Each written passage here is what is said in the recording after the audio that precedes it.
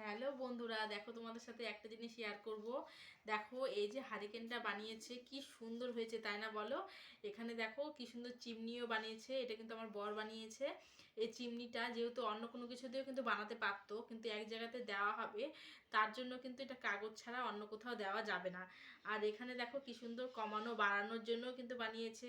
এটা কিন্তু মানে একটা তার, মোটা তার দিয়ে বানিয়েছে। এখানে দেখো কেরোসিন তেল যে ঢালবে ওটার জন্য কিন্তু এটা দিয়ে দিয়েছে ঢাকনা।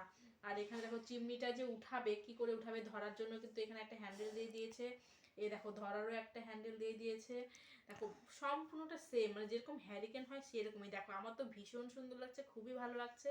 তোমাদের কেমন লাগছে নিশ্চয়ই কিন্তু আমাকে কমেন্ট করে জানাবে। আর ও কিন্তু এরকম অনেক কিছু মানে হাতের কাজও সুন্দর পারে, খুব সুন্দর পারে। আর দেখো ও কিন্তু সারাদিন টাইমও পায় না যে বাড়িতে বসে থাকে বানায়, তাও না, কিন্তু ও কিন্তু সারাদিন দোকানে থাকে। তারপরেও কিন্তু বাড়িতে এসে যতটুকু টাইম পায় ততটুকু টাইমে কিন্তু এগুলো করে।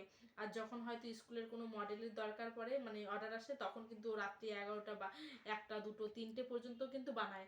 আর এর আগের বার, মানে এর আগে বিশ্বকর্মা পূজার জন্য কিন্তু একটা চন্দ্রযান বানিয়েছিল, মানে ছোট্ট একটা চন্দ্রযান বানিয়েছিল। ওটা কিন্তু ওই এমনি ফেসবুকে দিয়েছিল, ফেসবুকে দেখেই মানে একজনের পছন্দ হয়েছে, সেটা কিন্তু বিশ্বকর্মা পুজোর জন্য জলপাইগুড়িতে নেওয়া হয়েছিল। ওটা দেখেও কিন্তু মালদাতে দুর্গা পুজোর জন্য আবার মালদাতে নিয়েছিল, ওটা কিন্তু আরও অনেক বড় ছিল।